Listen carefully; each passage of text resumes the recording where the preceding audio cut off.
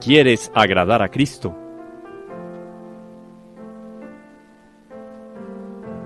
Sumérgete en María.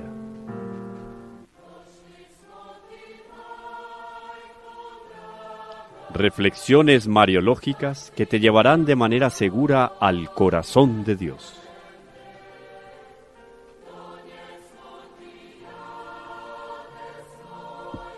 María, la hija predilecta del Padre.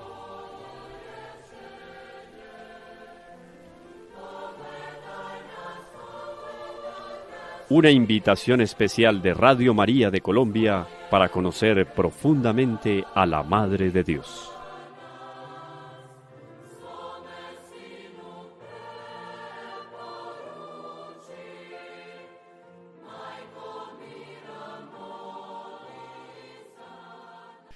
Un saludo muy especial para todos nuestros radio, tele, internauta escuchas de Radio María. Nos encontramos una vez más aquí en María, la hija predilecta del Padre.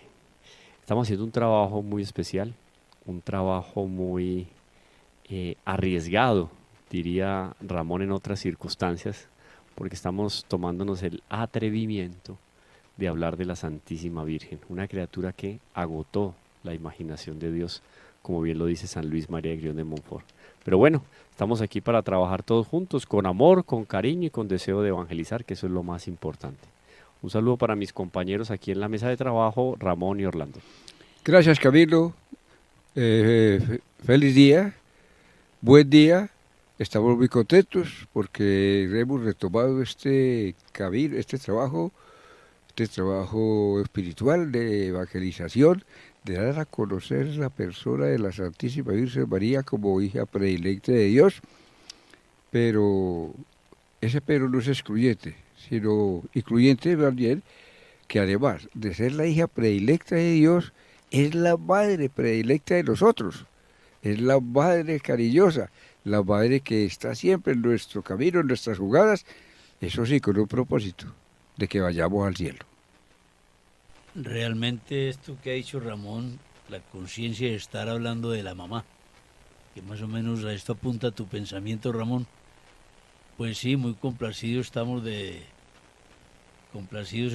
estar discurriendo un tema tan profundo, pero así como es de profundo, es de halagüeño, de simpático, de cercano al corazón, porque hablar de la madre complace mucho el espíritu, y qué bueno reunirnos a hablar de la obra maestra de Dios en la humanidad. Nos gustaría que Camilo nos explicara un poquito este pensamiento de Luis María Guillón de Montfort. ¿Hasta qué medida teológica podríamos entenderlo? ¿Agotó la imaginación de Dios? Sí, ayer, por ejemplo, Orlando, ya que tú lo preguntas, estaba dando una conferencia. Estaba en el camino, mi querido Camilo, porque sí, escuché con mucha atención, y este Dios es lo máximo que hizo Dios, es lo máximo que hizo. Sí, no, peor. Bueno, lo máximo porque Él no quiso hacer nada inferior. No, exactamente. Vamos a ver, Camilo, sí, ahí está. Vamos a ver si logro salirme ahí con los argumentos. Clarifícanos esa hermosa situación. Sí, claro. Porque es que es tan grande la Santísima Virgen María, que está ahí pegadita de Dios. Es decir, por ejemplo, ayer les cuento que estaba compartiendo en una conferencia hablando sobre la Sagrada Escritura en la historia de la salvación. Entonces citábamos algunos personajes del Antiguo Testamento, Abraham por aquí, Jeremías por allá, Moisés, etcétera, etcétera. Y yo les decía, ¿ustedes imaginan a Moisés sentado ahí en medio del Éxodo, debajo de una especie de caverna que le protegía del sol, muy meditativo, recibiendo la inspiración del Espíritu Santo y escribiendo sobre tablillas de arcilla o piedra aquello que por transmisión oral había recibido y que tenía que ver con el Génesis, por ejemplo? Claro. ¿Cuál era el estado de contemplación de él para describir y dejar para las generaciones futuras aquello que el Espíritu Santo le estaba inspirando? Él tenía un estilo especial y particular. De ninguna manera, cuando el Espíritu Santo lo inspiraba a él, violentaba su persona y sus características, sus cualidades naturales y sobrenaturales. Lo mismo hizo con Isaías, hizo con Jeremías, etc. pero era una manera de Dios darse a conocer a los hombres por medio de la Escritura. En la Sagrada Escritura conocemos a Dios. Dice San Agustín, quien no conoce la Escritura no conoce o no reconoce el corazón de Dios. Ahora bien, yo hago la analogía, guardadas las debidas proporciones, de lo que es ver y contemplar a la Santísima Virgen y ver y contemplar a Dios.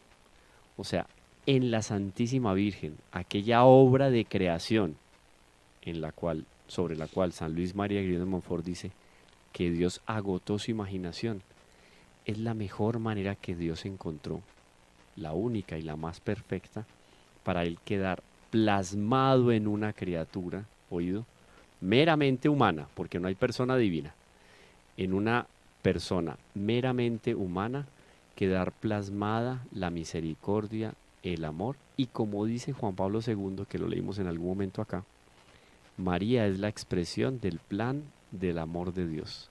Entonces, en ese sentido es una carta, la Sagrada Escritura es una carta en la cual Dios nos declara su amor. Pues la Santísima Virgen, guardada las debidas proporciones, también es una carta de amor, en la cual Dios le dice a cada uno de los hombres, te amo.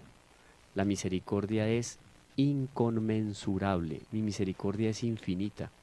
Yo dejo aquí en esta mujer la evidencia de lo que soy capaz de hacer por cada uno de ustedes.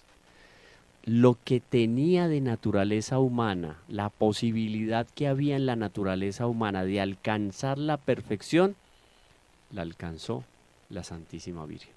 Lo que el amor del hombre hacia Dios fue capaz de disponer a lo largo de la historia y será capaz de disponer hasta el fin de los tiempos, quedó plasmado en la Santísima Virgen.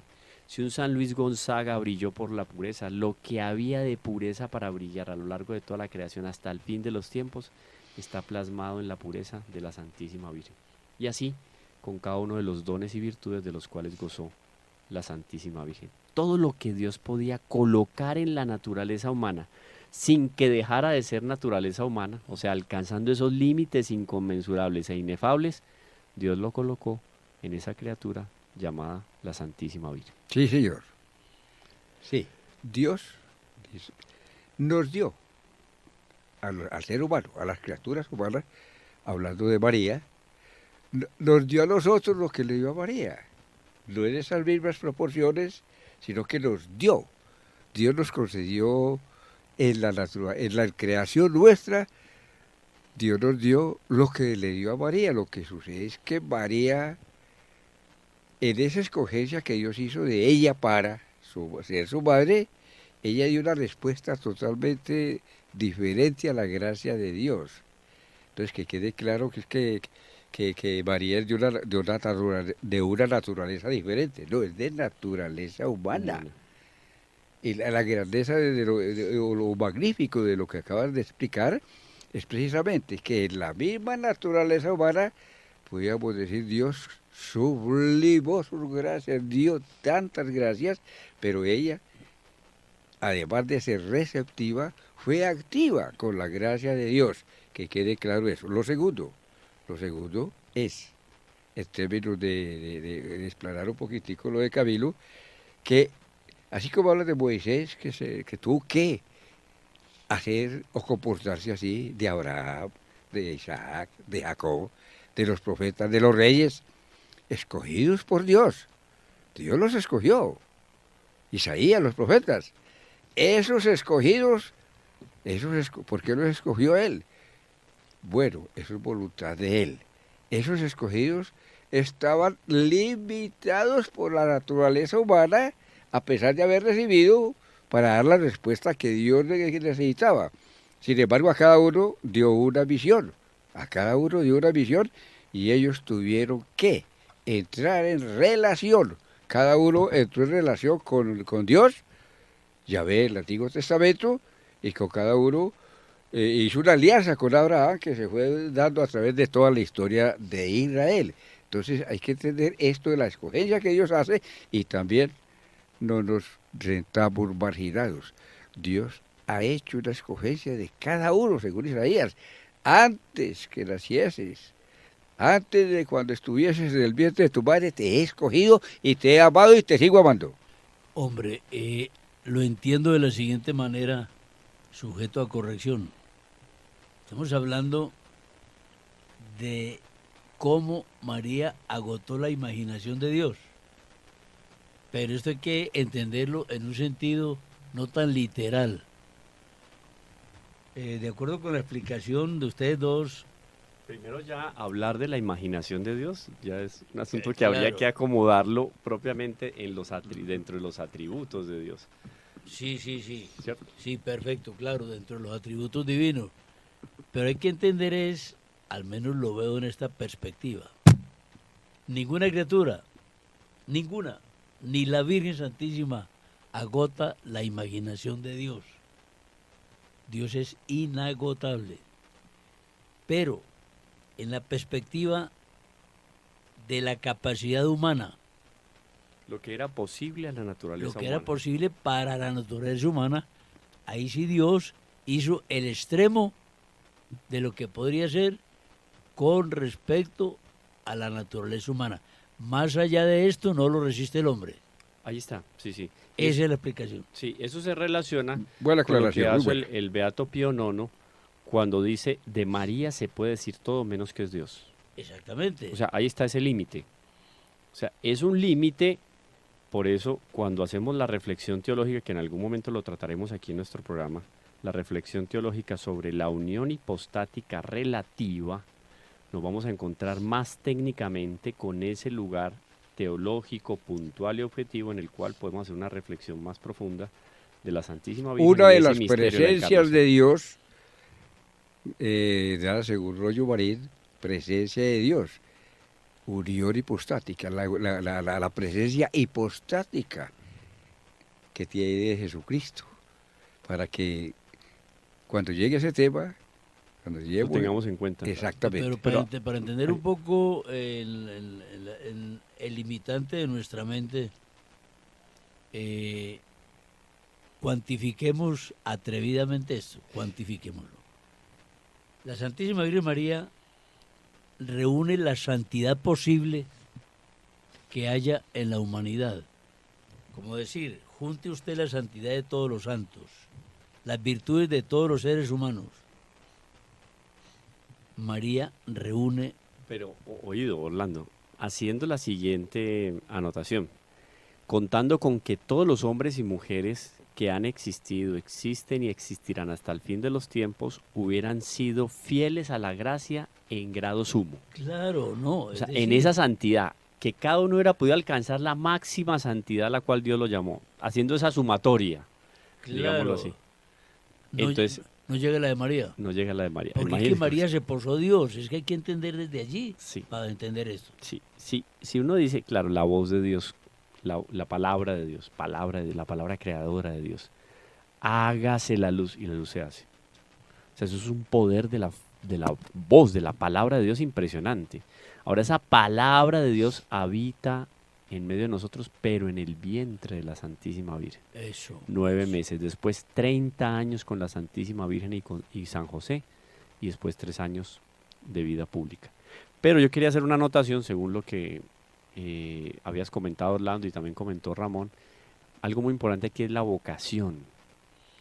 Cuando San Luis María de Montfort hace la afirmación al respecto de que se agota la imaginación de Dios, es que si nosotros hablamos de la Madre de Dios, ahí ya está implícito ese agotarse la imaginación de Dios. O sea, ¿qué madre dentro de la naturaleza humana proporcional a Dios? La Virgen. Porque Dios la colmó de tal cantidad de gracias y de dones que en la naturaleza humana ella alcanzó el clímax necesario para ser proporcionalmente en la naturaleza humana a la desproporcionalidad que da la infinitud de Dios. Así es, de acuerdo con ese pensamiento. Entonces, de ahí yo creo que podemos hacer también la reflexión al respecto de ese agotar la imaginación de Dios. Pero esto y los argumentos que ya hemos tratado en otros programas nos ubica entonces en el tema de hoy, que es ese lugar teológico de la Mariología, teniendo en claro y como primer principio que en la teología todos los enunciados se relacionan íntimamente entre sí. Claro, porque la teología, estamos hablando del estudio de Dios, las reflexiones y las especulaciones al respecto de Dios, todo tiene unidad, todo se une, así como tiene una unidad la Sagrada Escritura en el Antiguo y el Nuevo Testamento. Hay una unidad entre el Génesis y el Apocalipsis, entre el libro de Jeremías y cualquiera de los evangelios que podamos meditar en el Nuevo Testamento. Sí. Hay una unidad. Entonces, si yo aquí voy a reflexionar sobre sacramentos, eclesiología, esto, aquello, liturgia, la Santísima Virgen, se relacionan íntimamente entre sí. Porque el estudio teológico que hacemos es en función de ¿quién? De Dios. Entonces, este primer elemento es importantísimo. Cuando hablamos del lugar teológico de la Mariología, tenemos que tener muy claro que todos los enunciados en la teología están íntimamente relacionados entre sí. Eso como primer punto. Y después, además de esa unión íntima y esa relación íntima, tenemos que todos esos enunciados teológicos forman un todo homogéneo, en que un miembro o una reflexión confirma la otra. Entonces vamos allá a lo que decía Ramón ahora. Si yo hago una reflexión sobre eclesiología, hago una reflexión sobre los novísimos del hombre, hago una reflexión sobre liturgia, etcétera, lo que vamos a encontrar es que una afirmación sustenta, justifica, apoya y se relaciona con la otra. Y son homogéneas. Es como yo ver un vasto panorama donde el mar resalta de manera especial y es un mar calmado. El agua, si yo voy a ir a tomar gota por gota el agua, cada gota de agua no es ni siquiera igual entre sí. Hay unas diferencias específicas, puede ser en temperatura, etcétera, lo que quiera. Cuando yo veo el mar en su conjunto, hay una unidad especialísima. Esa unidad del mar me da a mí la idea de lo que es el panorama de Dios, la grandeza de Dios. Y guardadas sus debidas proporciones o las infinitas proporciones, también la proporción, la inmensidad o lo inefable que significa reflexionar de la Santísima Virgen. Pero hay una homogeneidad. Las diferencias están cuando hacemos una reflexión más específica, sea aquí en liturgia, sea ya en eclesiología, sea aquí en Sagrada Escritura, Sacramentos. etcétera, sacramentos. Hay unas diferencias, pero se justifican, se correlacionan y se concatenan unas con otras. Entonces tenemos relación íntima y homogeneidad. Eso es muy importante. Sumamente importante tenerlo en cuenta porque ningún enunciado, como lo han dicho, excluye a otro, ni contradice a otro, sino que confirma, afirma y reconfirma lo que se dice en uno, en un enunciado teológico, en un enunciado mariológico, en un enunciado, en un concepto mariológico. En fin, todo se confirma, todos se concatenan. ¿Para qué? Para dar la confirmación de ese todo. Quería referirme al todo, un todo homogéneo. Y colocaste el mar y qué lindo. La gota del mar es gota, es parte del mar. Y pudiéramos nuestra imaginación decir, entonces, ¿cuántas gotas hay en el mar? Bueno, locura. Imaginación dispersa. Pero lo más importante que hay es la unidad en la naturaleza. El mar. El mar, en la naturaleza. La gotica tiene la misma naturaleza del mar. Esencia y existencia se concretan en esa gotica porque no puede ser contraria a la naturaleza del mar. Eso sucede precisamente acá. Cogemos, hablamos de la Santísima Virgen María y nos encaminamos a la creación de Dios como ser omnipotente que quiso compartir su bondad, su amor al crearnos. Al crearnos, entonces, entramos en esto. Somos efecto del amor de Dios todos. Todos. Y ahí se abre la puerta para que la trabaje. Segundo aspecto de ahí. Esa creación, ya a modo individual. A modo individual. María, Camilo, Juan, todos estos efectos del amor de Dios, no agota el poder de Dios, de ninguna manera, ninguna creación agota el poder de Dios, pero cada uno de ellos, hablando del ser humano, cada uno del ser humano, va a depender de sí mismo, de la apertura que tenga para recibir el amor de Dios y la gracia de Dios. Y ahí la gran diferencia entre unos y otros en la relación y alianza con Dios. Así es, eso es muy importante porque entonces la vocación y el llamado que cada uno de nosotros tenemos a la santidad nos va a unir de una manera especial a ese llamado y esa vocación excelsa de la Santísima Virgen como Madre de Dios. Así como ella tiene una vocación única, esa vocación de la maternidad divina, nosotros también tenemos una vocación única.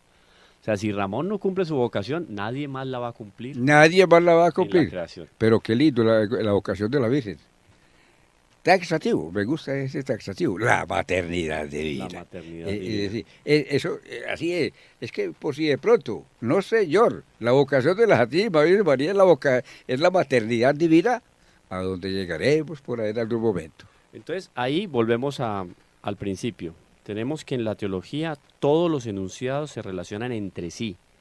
Y la reflexión que hacemos en cualquier rama de la teología es una reflexión que hace parte de un todo homogéneo, que es Dios. ¿Cuál es el centro de ese todo homogéneo? Cristología.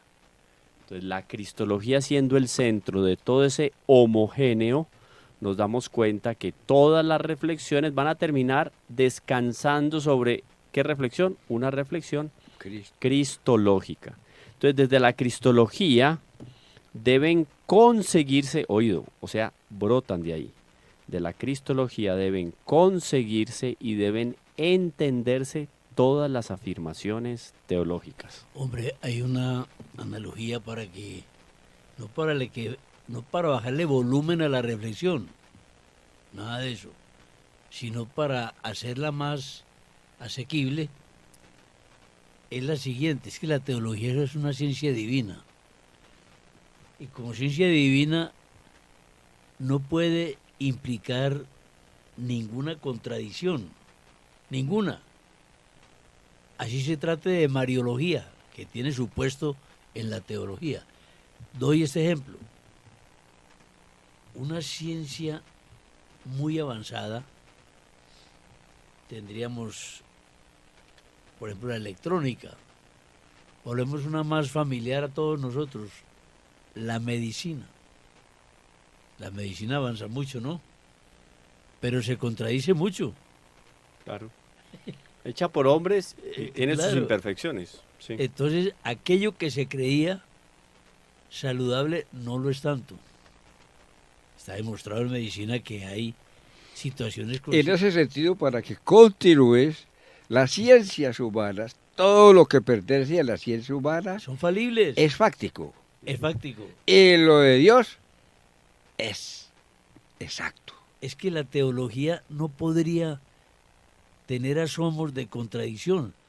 De hecho, cuando la teología se estudia a través del pensamiento en los siglos, uno ve que no contradice pensamientos anteriores, sino que los supera. Claro, porque es que hay un elemento o un condicionador, diría yo. Yo creo que técnicamente hablando es un condicionador. En la teología hay un condicionador que no existe en las demás ciencias. O dos condicionadores. Un condicionador en la teología es la revelación. Claro. Y otro condicionador es la gracia. Hombre, eso es magnífico lo que has dicho. Esos Camilo. dos elementos son fundamentales. Eso no lo tiene la medicina. Eso no lo No, tiene la lo astronomía. humano no tiene eso, lo no, tiene- no. Qué buena acotación esta de Camilo. ¿Por qué la teología no la inventa el hombre? La revela Dios.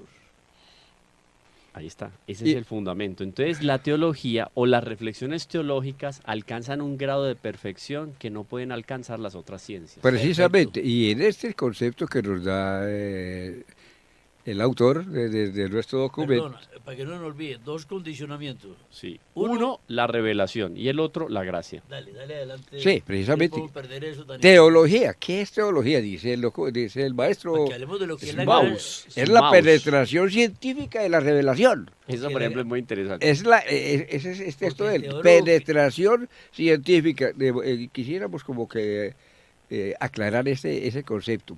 Penetración, dice el documento el maestro Maus. Maus, ¿qué es la teología? Bueno, pudiéramos decir, hombre, es el estudio de Dios, ¿y por dónde estudio a Dios? Es decir, unos elementos orientadores. Sí, de teología, teos, Dios, logos, tratado de Dios. Bueno, ¿y qué estudio de Dios? Sí, todo es Dios. No puede ser todo Dios, ¿como así? Tampoco. Entonces, ¿por dónde voy a entrar a ese ser supremo, omnipotente, creador, principio, fin de todo lo creado? ¿Por dónde me voy a entrar? ¿Por dónde me voy a entrar? Hago esa pregunta. Entonces alguien dice, no, pues que de Dios, hombre, no, se habla de Dios. Se habla de Dios, no. Los antiguos hablaron así, tuvieron dioses. Muchos dioses porque necesitaban dioses. Sí. Entonces la humanidad ha construido una metodología y unos elementos para responderse a Dios, porque todo ser creado, hombre, todo ser humano, tiene en su interior un ser superior, pero no todo mundo conoce a Dios. Entonces, ¿qué significa? Entonces, ¿por qué este enunciado? Es la penetración científica de la revelación. Entonces, nosotros debemos entrar a concluir, aunque sea un poco rápido, de que solo lo que el mismo Dios, en la historia de la salvación, en la historia de su comunicación con el hombre, en la historia de la existencia de lo creado, esa revelación, lo que Él ha revelado, es lo que nosotros entendemos, o ese es el argumento que tenemos para decir lo que Dios ha revelado, eso es teología. Pero con una cuestión muy, la segunda parte del condicionamiento que decía Camilo, que es muy importante. Es que la teología se ha estudiado mucho. No todos los teólogos han dicho la verdad. Eso, la auténtica teología, porque si esos condicionamientos se toman en consideración, surge la verdadera y auténtica teología. Si no, salen las barbaridades que, por ejemplo, un Bullman llega a declarar en sus textos, que dice, se refiere a todos los acontecimientos de la vida de nuestro Señor Jesucristo como un mito, y que si acaso la muerte de Jesús podría acreditarse como verdadera. Pero mire, ¿por qué razón? Porque la teología tiene, a ver, la verdad de Dios es revelada, primer condicionamiento, pero hablaste de la gracia. Eso es muy importante. Es que si vos estudias teología, no de rodillas, sino desde el intelecto, hasta luego, mijo. No, esa teología no es auténtica. Claro. No es auténtica. No es auténtica. Porque vos no puedes cambiar la revelación, pero sí comprender la revelación. La grandeza de un Santo Tomás de Aquino, la grandeza de un San Agustín de Hipona, la grandeza de un San Ambrosio, de un San Antonio de Padua, ¿está en los conocimientos técnicos y en el ejercicio técnico que hicieron en torno a la Sagrada Escritura? No. No, señor. Está en torno a la vida mística que llevaron. La gracia. Decías en el segundo elemento. El amor por la Escritura. Es la gracia, la revelación y la gracia que y sin humildad no encontrar la gracia. Claro. En el estudio. Exactamente, sí. Porque la ciencia como ciencia sola descarta la gracia, entonces está sujeta al equívoco, sí, al ensayo, al error. Puedes tener toda la formación en hermenéutica, lo que quieras, en exégesis, técnicamente usted va y coge la Sagrada Escritura, si no tiene fe y la gracia de Dios no lo ilumina, de ahí no sale teología. Ahí no sale teología, entonces la mariología, en la idea que tenemos, la mariología tiene como centro, precisamente, como centro a Cristo, porque Cristo es el Hijo de Dios y vino a revelar al Padre. Así es, en unos segundos seguiremos.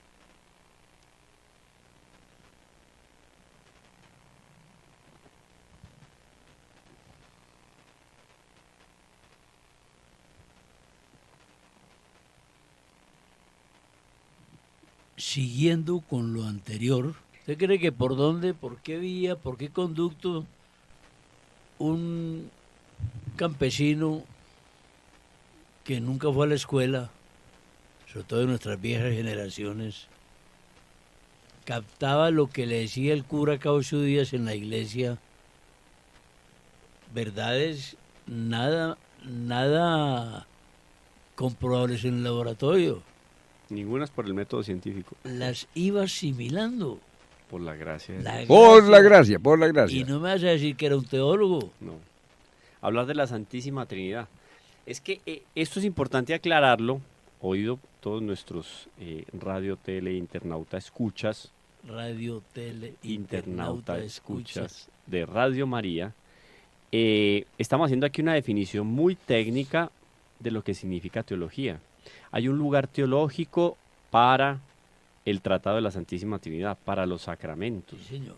para el estudio de la eclesiología, para la redención para del la género moral. humano, para la moral, etcétera. Hay un lugar teológico para cada una de esas reflexiones. Eso es por procedimientos metodológicos. Eso, que entonces, Es eso técnica, metodología. pero hay que saberlo, tenemos que saberlo, porque de tal manera la estructura de la teología ha sido inspirada por Dios que, a ver si yo logro hacerme explicar. Dios inspira a los hombres a estructurar una manera de pensarlo a Él y de darlo a conocer a partir de la revelación. Muy bien. Lo curioso es que después, cuando el hombre a partir de la revelación y de la gracia de Dios empieza a explicitar todo un tratado de Dios, ese tratado de Dios tiene unas características que son impecables en el campo o bajo la reflexión científica. Porque como la gracia de Dios me inspira a mí en función de una sabiduría eterna y encarnada, la reflexión que yo hago, cómo se acomoda mi cabeza para entender a Dios, es la manera más perfecta que hay para entender las cosas. Entonces, a ver si me hago entender. Lo que surge del hombre de reflexión al respecto de Dios, como es fruto de la revelación y es fruto de la gracia, va a tener un método científico, digamos análogo para no meterlo, no igualarlo con la reflexión científica que se puede hacer de cualquier fenómeno de la naturaleza, porque aquí nuestro objeto, nuestro problema es Dios. En la estructura de ese proceso o el esquema que el hombre hace de ese tratado de Dios es perfecto. Se va purificando y se va puliendo a lo largo de los siglos. Repito, ¿por qué? Porque en el fondo es inspirado por Dios también. Viene de la revelación, se fundamenta en la revelación y se fortalece con la acción de la gracia en cada uno de los hombres y mujeres que teológicamente han ido reflexionando al respecto de Dios. Entonces nos encontramos con un tratado de la Santísima Trinidad, nos encontramos con un tratado de eclesiología, nos encontramos con un tratado o una doctrina sobre la gracia, nos encontramos con un tratado de los sacramentos, nos encontramos con un tratado de los novísimos del hombre, con un tratado de moral, con un tratado y nos encontramos con la Mariología, porque dentro de todo ese universo que es Dios, ese centro, la reflexión cristológica, dentro de todo ese panorama nos encontramos con la reflexión teológica de Nuestra Señora, que no está de ninguna manera desligado ni de sacramentos, ni de eclesiología, ni de esto y de otro. ¿Por qué? Porque es una reflexión homogénea de un todo, el problema de Dios. Sí, cualquiera de los elementos metodológicos, motivo de estudio, motivo de reflexión, como los has enunciado, cualquiera de ellos permeabiliza, penetra todos los demás en razón de lo que hemos indicado, que el contenido, llamémoslo así, el contenido teológico es un todo homogéneo. Y bonito ese homogéneo, y lo que decía ahora al respecto de ese esquema que el hombre termina por hacerse a lo largo de muchos siglos sobre cómo estudiar a Dios, cada una de las partes tiene un puesto específico. Claro, y un orden. Y un orden. Y Dios, por ejemplo, vamos a ser claros en términos de aprendizaje. Seamos claros en términos de aprendizaje. El aprendizaje, en este caso, objeto de estudio Dios, es decir, la teología, objeto de estudio Dios, objeto de la química, objeto de la física, movimiento, la química, la materia, ¿sí? En este caso, el objeto del estudio de Dios es Dios, el objeto. Esto exige un enfoque metodológico progresivo que va desde lo inferior. Hay que tomar el término inferior, no porque yo sea inferior, va desde lo más comprensible, lo más sencillo, hasta lo más complejo. Eso es un proceso de metodología, proceso metodológico. ¿Correcto? Así está perfecto. Eso lo debemos entender. Sí. Sí, porque entonces, hombre, entonces, voy a estudiar Cristología. No, así, un momentico, a ver, esto tiene que tener un orden. Ahí está el asunto. Ahí entra entonces a jugar un papel importantísimo la iglesia, como madre y maestra. No podría no existir. Claro, porque si esto es un todo homogéneo, ¿quién coordina? ¿Quién monitorea? Claro, ¿quién es magisterio? ¿Quién hace la curaduría? Eso, ese magisterio, claro, lo hace la iglesia porque es la depositaria depositaria de la verdad. De la verdad. Ahí está en la iglesia. Ahí está, exactamente. Los caminos de Dios son rectos. Porque un desvío en esa reflexión sobre la Santísima Trinidad, un pequeño desvío en esa reflexión sobre los sacramentos, me va a afectar ese todo homogéneo. Claro. Ahora, hay una situación, hombre, y es que la objeción que algunos podrían presentar apuntaría a lo siguiente. Porque el demonio es muy sutil. Va a ser abogado del diablo, ¿Sabes? No, eso existe. ¿Sabes? Sutil. Ese es el demonio. El demonio es un engendro de malicia. Sí. Entonces, ¿ustedes por qué hablan de Mariología si Mariología es el estudio de Dios y María no es divina? Hombre, muy sencillo, es que como en ella se posó Dios, entra a ser un capítulo eminente de la teología. Claro. ¿Y listo? Hagamos aterricemos más el raciocinio, me parece impecable lo que dices, Orlando. Yo tengo un curador de arte. El curador de arte, cuando es experto, tiene experiencia, es perito en la curaduría de arte y se acerca a una obra de arte de Van Gogh. Quedémonos con Van Gogh. Cuando analiza la obra de Van Gogh, si es un curador experto, un perito, me va inclusive a dar características de la personalidad de Van Gogh que quedan impresas en ese cuadro. Mutatis mutandis, guardando las debidas proporciones, en María, que es esa obra de arte maravillosa que agotó la imaginación de Dios. Yo leo al autor. Claro. No dejemos ir ese ejemplo, como en la obra de Van Gogh, en la pintura de Van Gogh, se lee en el que ya, en el perito, en el experto, en el que conoce ya a Van Gogh, se ve la persona de Van Gogh y cualidades del artista. De lejos sabe si es original, no es original, entonces, en qué año se hizo, todo. Sabe para qué es de aprovechar esa relación.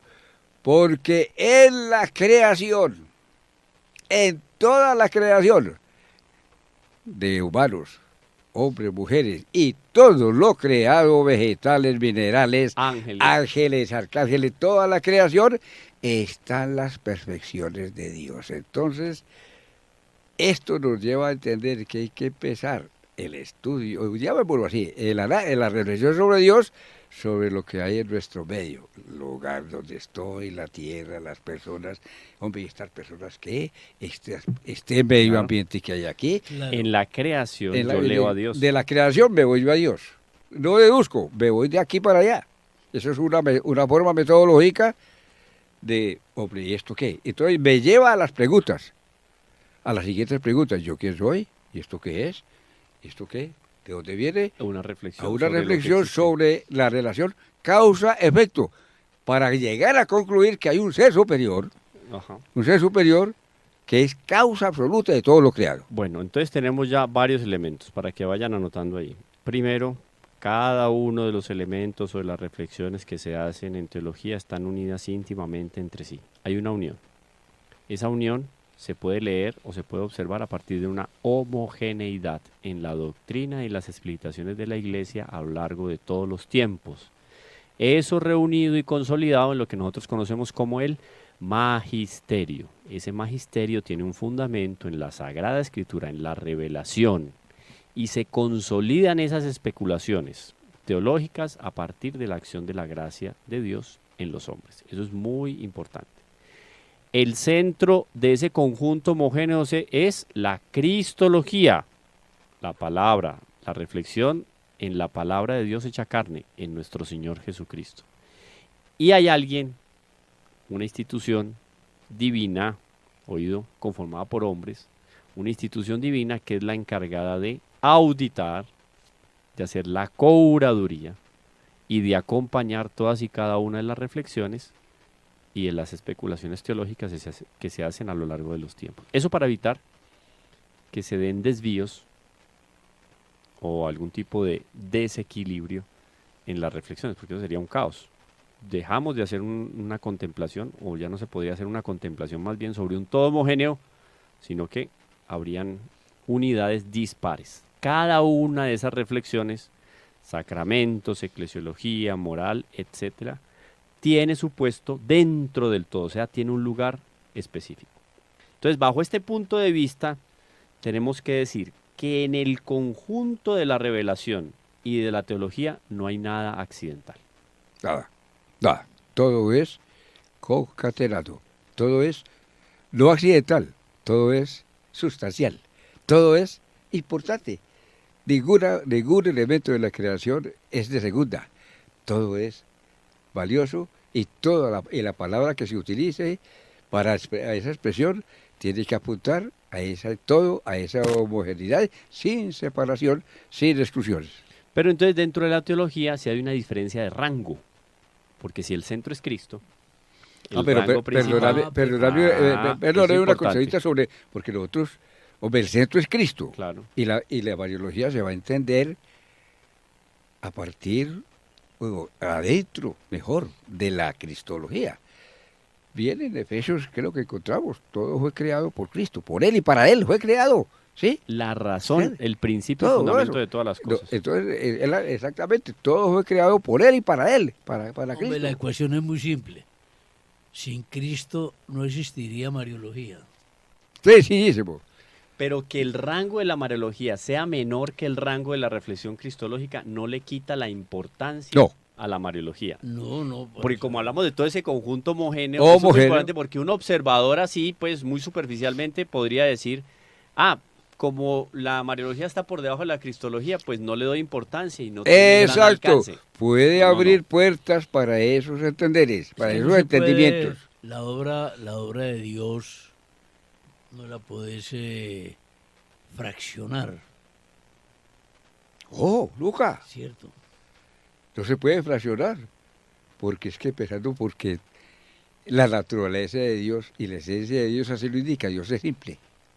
Sí, claro. Dios es simple, entonces voy yo como muy poderoso desde la tierra a fraccionar lo que Dios hizo en unidad, yo lo fracciono.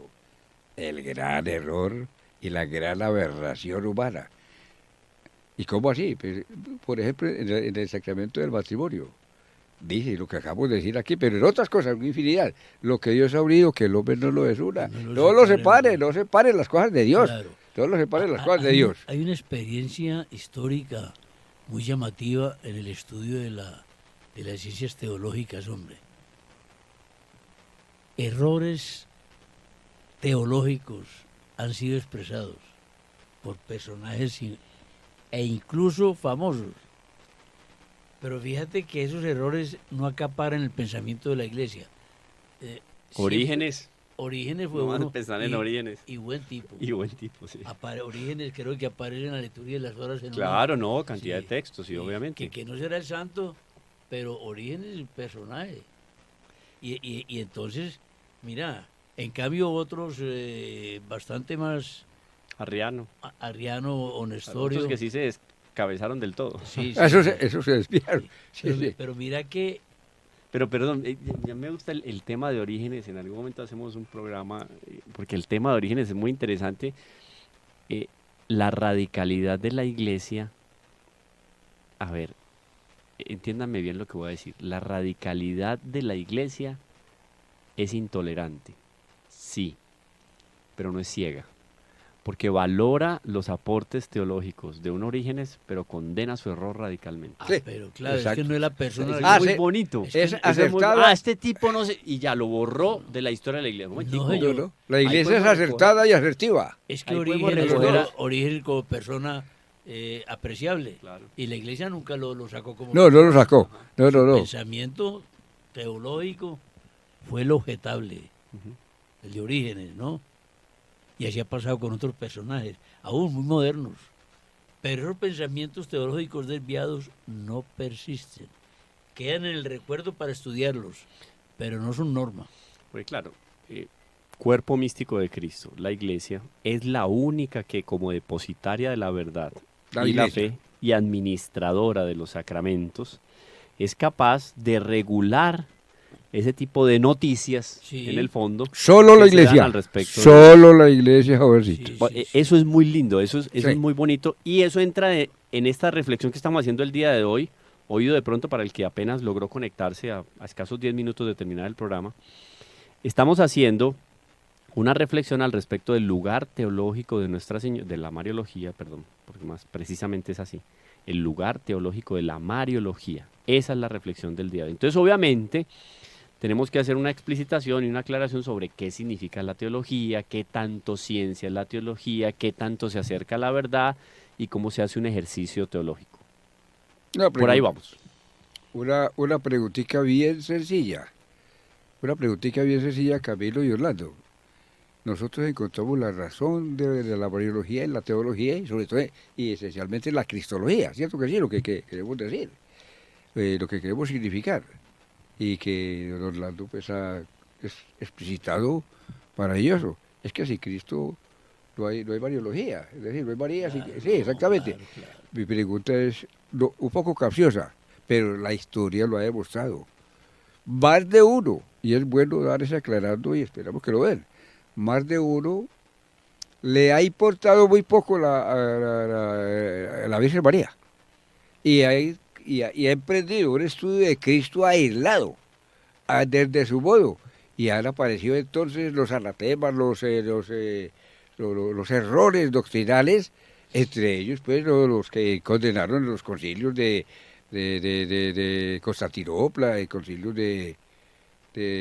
sobre la divinidad de Jesucristo. Entonces les ha dado esto de Letrán, de Éfeso, pues la maternidad divina, para que tengamos en cuenta, bueno, lo encontraremos. Entonces lo que quiero decir es, más de uno le ha dado, no, me interesa es Cristo. Hombre, es una batalla Me perdida, interesa. Ramón. ¿Ah? Sí. Es una batalla perdida. No, y hoy en día que No, inclusive pero le hay más hacen, de uno. Sí, y hoy le hacen la disección a Cristo. Entonces el Cristo de la A fe ver, y el ¿cómo? Jesús histórico. así. Exactamente, O sea, una cosa un que uno Cristo dice de hasta- historia Sí. y siguen batallando con él. Entonces Hay cuando religiones claro, batallando con ese Cristo. entonces Con ese cuando Cristo histórico, hay religiones batallando. entonces cuando el teólogo no tiene claro el lugar de la mariología y no conoce la teología o no hace la reflexión como un todo homogéneo en el cual el centro es la cristología, salió por la tangente. Sí, señor. Despistado desvió. totalmente en la reflexión Se teológica. desvió.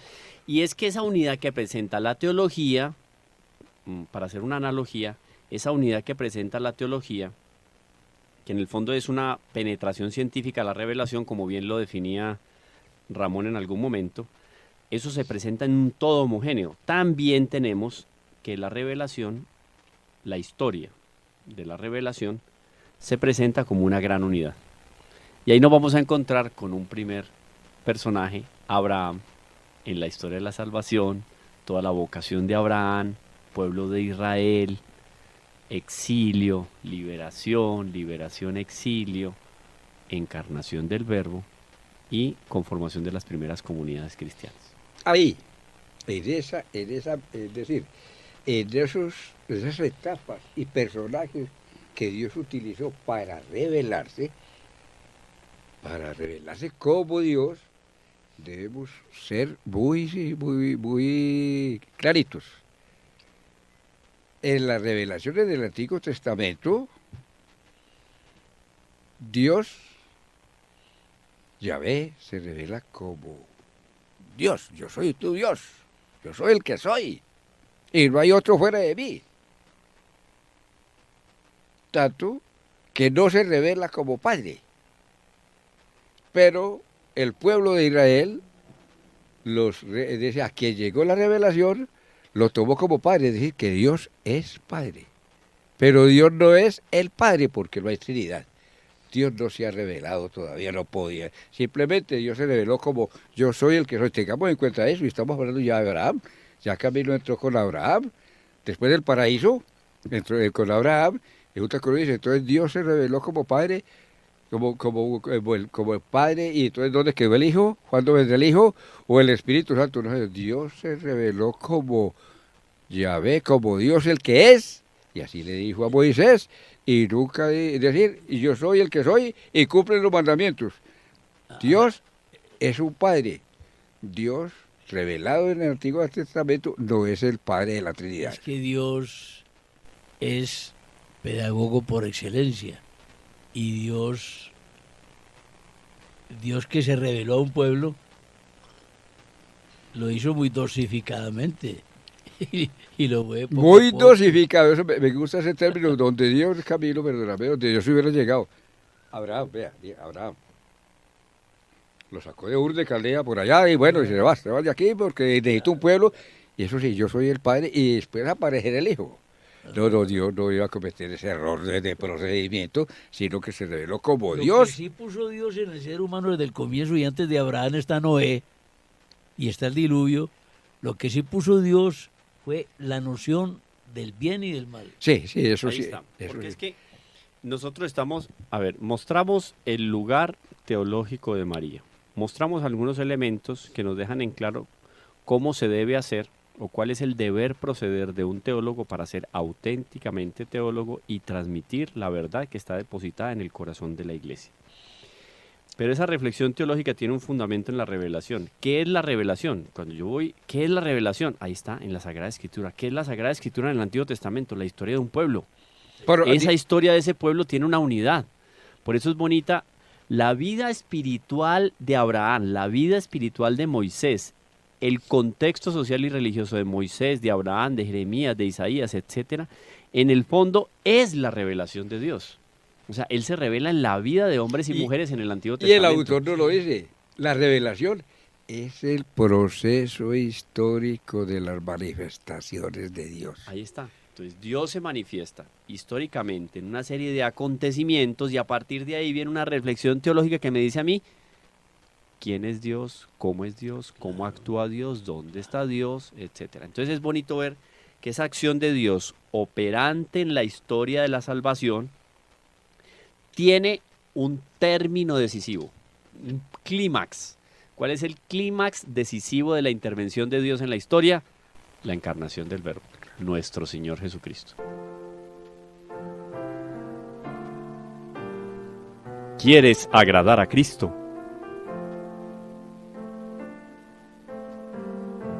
Sumérgete en María.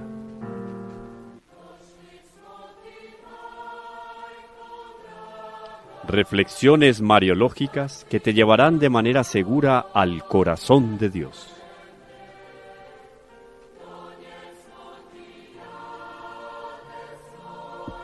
María, la hija predilecta del Padre.